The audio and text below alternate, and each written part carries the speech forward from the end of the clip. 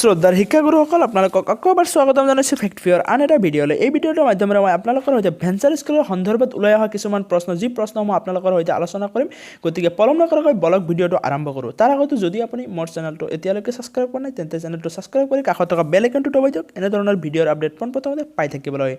আপোনালোকে এতিয়া প্ৰথম প্ৰশ্নটো দেখিবলৈ পাইছে। প্ৰশ্নটো সুধিছে বৰ্ণালী দিহিঙ্গা নামৰ এজন বাইদেৱে। তেওঁ কৈছে যে হাই স্কুলৰ লেফ্ট আউট টিচাৰসকলৰ বাবে কিবা ভাল খবৰ দিব নেকি? আপোনাৰ এই প্ৰশ্নৰ উত্তৰত আপোনাক জনাওঁ যে স্কুলসমূহৰ যিবিলাক ড্ৰপ পোষ্ট আছে, হাই স্কুলে হওক, এম ই স্কুলে হওক, এল পি স্কুলে হওক, সেই শিক্ষকসকলৰ ড্ৰপ পোষ্টসমূহৰ বাবে এতিয়াও তেনেধৰণৰ কোনো আপডেট আমাৰ হাতত নাই। কেতিয়া প্ৰভিঞ্চিয়েলাইজেশ্যন কৰিব তেনেধৰণৰ আপডেট আমাৰ হাতত নাই। আপোনালোকে দেখিবলৈ পাইছে কেইদিনমান আগতে কলেজৰ যিখিনি ড্ৰপ আউট পোষ্ট আছিল তাৰ বাবে চৰকাৰে এটা নটিচ উলিয়াইছে, যিটো প্ৰভিঞ্চিয়েলাইজেশ্যনৰ কথাখিনি গোটেইখিনি কোৱা আছে। এইসমূহ কেতিয়া প্ৰভিঞ্চিয়েলাইজেশ্যন কৰা হ'ব আৰু তাৰ বাবে যি কাম, সেই কাম ক্ৰমান্বয়ে আগবাঢ়ি আছে কলেজৰ শিক্ষকসকলৰ বাবে। কিন্তু স্কুলৰ ড্ৰপ আউট টিচাৰসকলৰ যিখিনি পোষ্ট আছে, এই পোষ্টসমূহৰ যি সমস্যা, এই সমস্যা কেতিয়া সমাধান কৰিব চৰকাৰে, তাৰ বাবে এতিয়াও কোনো ধৰণৰ আপডেট আমাৰ হাতত নাই। কিন্তু আপোনালোকে এটা কথা মন কৰিব যে 2 মাৰ্চৰ পৰা যিটো অন্তিম বাজেট হ'বলৈ গৈ আছে, এই বাজেটত আপোনালোকৰ ড্ৰপ আউট টিচাৰসকলৰ যিখিনি সমস্যা, 2013 চনত প্ৰভিঞ্চিয়েলাইজেশ্যন হোৱা স্কুলসমূহৰ যিখিনি ড্ৰপ আউট টিচাৰ হৈ গৈছে, এই টিচাৰসমূহৰ প্ৰভিঞ্চিয়েলাইজেশ্যনৰ কথাখিনি গোটেইখিনি এই বাজেটত উত্থাপন হ'ব। কিয়নো বৰ্তমান অসমৰ এয়া এক ডাঙৰ সমস্যাৰ ৰূপে দেখা দিছে, আপোনালোকে দেখিবলৈ পাইছে। আৰু আপোনালোকৰ এই মাৰ্চ মাহত আপোনালোকৰ ড্ৰপ আউট টিচাৰসকলক কেতিয়া প্ৰভিঞ্চিয়েলাইজেশ্যন কৰিব তাৰ কথাখিনি ক্লিয়াৰ হ'ব। আপোনালোকে মাৰ্চ মাহলৈকে অপেক্ষা কৰক। দ্বিতীয় প্ৰশ্নটো আপোনালোকে দেখিবলৈ পাইছে, সুধিছে হাছান মেহেদী নামৰ এজন শিক্ষকে। তেওঁ কৈছে আমাৰ স্কুলখন 2004 চনত এপ্ৰুভ লিষ্টত থকাৰ বাবে আমি 2010-11 এপ্লাই পাইছোঁ, বাট 2009-10 ডাইচ কোড নথকাৰ বাবে আমাৰ স্কুলখন 13 চনত হোৱা নাই। 10-11 ডাইচ কোড আছে, বাট ছাৰ এই বেলি আমাৰ স্কুলখন হ'বনে নাই জনাবচোন। কিন্তু আপোনাৰ প্ৰশ্নৰ উত্তৰত আপোনাক জনাওঁ যে 2010-11 ডাইচ কোড থকা স্কুলসমূহক প্ৰভিঞ্চিয়েলাইজেশ্যন কৰিব নে নাই, এই কথাখিনি এতিয়ালৈকে কোৱা নাই চৰকাৰে। এই তেনেধৰণৰ আপডেট যে 2010-11 ডাইচ কোড থকা স্কুলসমূহ প্ৰভিঞ্চিয়েলাইজেশ্যন কৰিব নে নাই, এই কথাখিনি এতিয়ালৈকে চৰকাৰে উত্থাপন কৰা নাই। কিন্তু 1-1-2000 আগৰ যিখিনি স্কুল আছে, এই স্কুলখিনিকহে চৰকাৰে প্ৰভিঞ্চিয়েলাইজেশ্যন কৰিব বুলি কৈছে।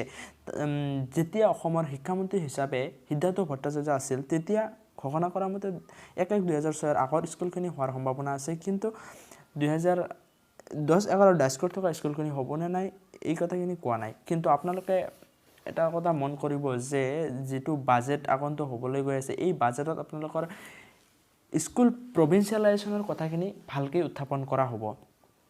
গতিকে সেই বাজেটত যদি আপোনালোকৰ কথাখিনি উত্থাপন হয়, যিখিনি স্কুল প্ৰভিঞ্চিয়েলাইজেশ্যন কৰিব, যোগ্য বিবেচিত স্কুলখিনি প্ৰভিঞ্চিয়েলাইজেশ্যন কৰাৰ বাবে কোনখিনি স্কুলক যোগ্য বুলি বিবেচিত কৰে, সেয়াহে ডাঙৰ কথা। আৰু আপোনালোকৰ এই সম্পূৰ্ণ তথ্যটো যিটো বাজেট হ'ব আগন্তুক বাজেটত আপোনালোকে গম পাব। গতিকে আপোনালোকে মাৰ্চ মাহলৈকে অপেক্ষা কৰক, আপোনালোকৰ স্কুলসমূহ প্ৰভিঞ্চিয়েলাইজেশ্যন হ'বনে নাই গোটেইখিনি কথা গম পাব।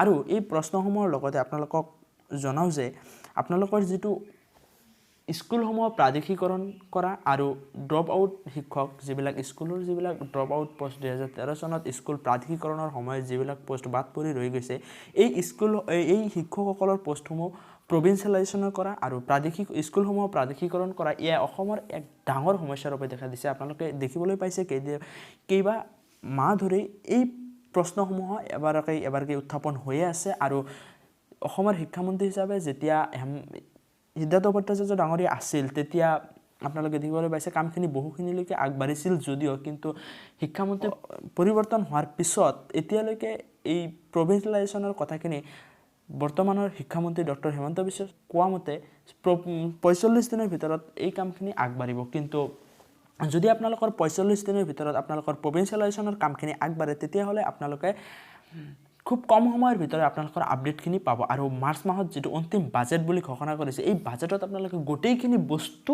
দেখিবলৈ পাব, আপোনালোকৰ কোনখিনি স্কুল প্ৰভিঞ্চিয়েলাইজেশ্যন হ'ব আৰু কোনখিনি স্কুল প্ৰভিঞ্চিয়েলাইজেশ্যন নহ'ব। আপোনালোকে আৰু এটা কথা মন কৰিব, বহুতো শিক্ষকে আমাক তেওঁলোকৰ মনৰ আৱেগখিনি কমেণ্ট কৰি জনায়। কিন্তু আপোনালোকৰ লগতে আমিও দুখিত যে চৰকাৰে শিক্ষকৰ প্ৰতি যি লক্ষ্য ৰাখিব লাগে, শিক্ষকৰ সমস্যাৰ প্ৰতি যি লক্ষ্য ৰাখিব লাগে, সেয়া নাৰাখে। আৰু চৰকাৰে এই শিক্ষকৰ যি সমস্যা অসমৰ শিক্ষকৰ যি এক ডাঙৰ সমস্যা এই সমস্যা কিয় সমাধান নকৰে ডাঙৰ সমস্যা কাৰণ বিনা বেতনে এজন শিক্ষকে কিমান দিন কাম কৰিব এই সমস্যাসমূহৰ প্ৰতি লক্ষ্য ৰাখি চৰকাৰে এই সমস্যা সমাধান কৰাৰ বাবে আহ্বান জনাইছো লগতে আপোনালোকে অলপ ধৈৰ্য সহকাৰে আশা বান্ধি থাকক আপোনালোকে মাৰ্চ মাহত গোটেইখিনি বস্তু গম পাব আৰু আপোনালোকক যিমানখিনি পাৰো আমি সহায় সহযোগিতা কৰি আপোনালোকৰ আপডেটখিনি আমি প্ৰভাইড কৰি থাকিম আপোনালোকে জানি থাকিব আপডেটখিনি লৈ থাকিব আশা ৰাখিছোঁ ভিডিঅ'টো চাই আপোনালোকক ভাল লাগিছে যদি ভিডিঅ'টো চাই আপোনালোকক ভাল লাগিছে তেন্তে ভিডিঅ'টো লাইক কৰক কমেণ্ট কৰক শ্বেয়াৰ কৰক লগতে চেনেলটো ছাবস্ক্ৰাইব কৰি বেল আইকনটো দবাই দিয়ক